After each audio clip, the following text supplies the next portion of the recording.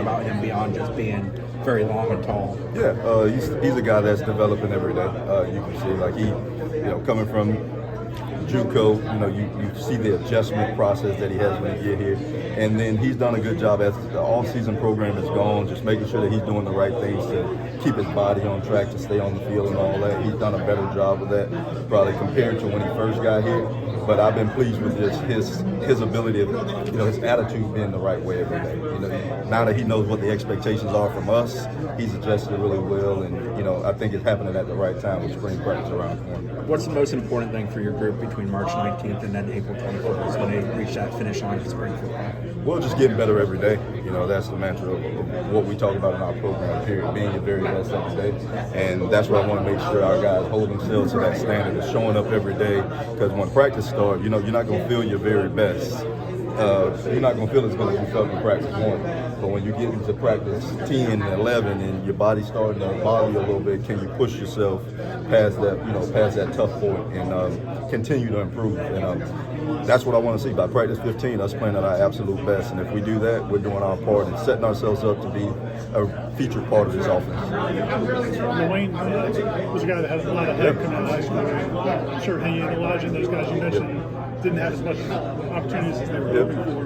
But in terms of their attitudes, like confidence, what are you seeing from them going into I see great confidence. I think that was a great word for you to use, because that's what I see from them every day. You can tell that they've been in college now for a year, and they know what the expectations of the program are. They know what we're asking them to do. Me, from a position coach standpoint, Coach Malzahn, as far as the overall offense, they're understanding that.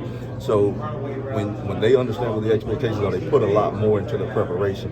And when you're prepared, you can go out there and play with a lot more confidence, and that's what you're seeing from those guys right now. Coach Norvell talked a lot about, probably going to ask some stuff you already got to ask. Coach Norvell talked a lot about kind of the accountability he was looking for, the leadership he needed to see after last season. Probably true, you wouldn't know, but at your position group as much as any, I guess, how have you seen guys like Deuce and Squirrel who've had success elsewhere come in and be those leaders and take to those roles? Yeah, I think, those guys coming in as older guys that were looking for a role to take the next step in their careers, and them coming here and really putting in the work to do that. Number one, that's helped all of our guys in our room.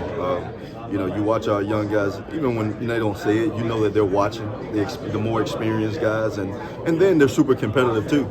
So they knowing that Deuce will walk into the building as guys from other places that are coming here to get more and get put in a better position, and them being here are looking at it like, hey, we know that you guys just came in and we're going to be great teammates and root for each other and compete with it, but the competition is a competition. So it's allowed everyone to kind of be there, pull the best out of themselves every day. I know you haven't seen those two in a practice yet, but I guess how excited are you about what you see from film, from what you've seen in off-season? They seem like a pretty complementary pair. Yeah, very excited about them, but like I said, with the competition that we have in our room, I'm very, very excited about a lot of them. Like LaWayne has had probably as good as an off-season as anyone in the room. He's been great with everything that I've heard, how he was as a freshman to what I've seen since I've gotten here.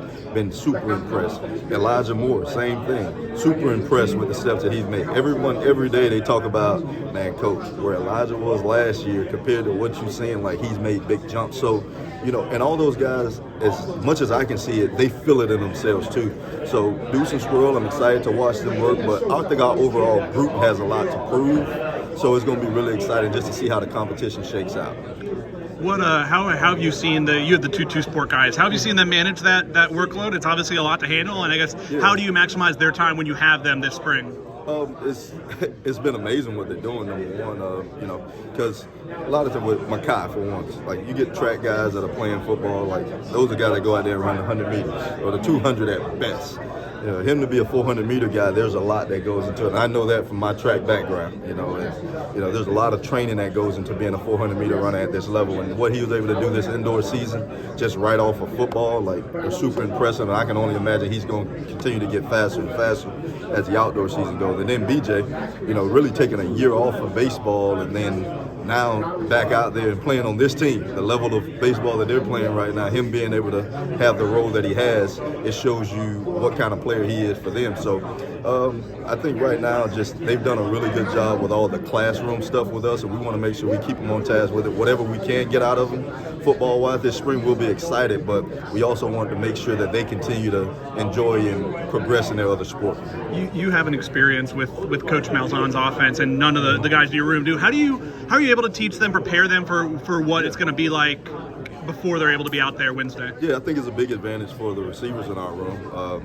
Me having just come from coordinating the offense, I think just knowing it from a different standpoint of just, hey, you have a 10-yard comeback, being able to talk about the big picture parts of the offense and where you want to be, the details of everything, that's going to help our guys big time. And just that's what I want to make sure I do for them every day, is just use every advantage we can to help in their development. And we've done that so far. Appreciate it.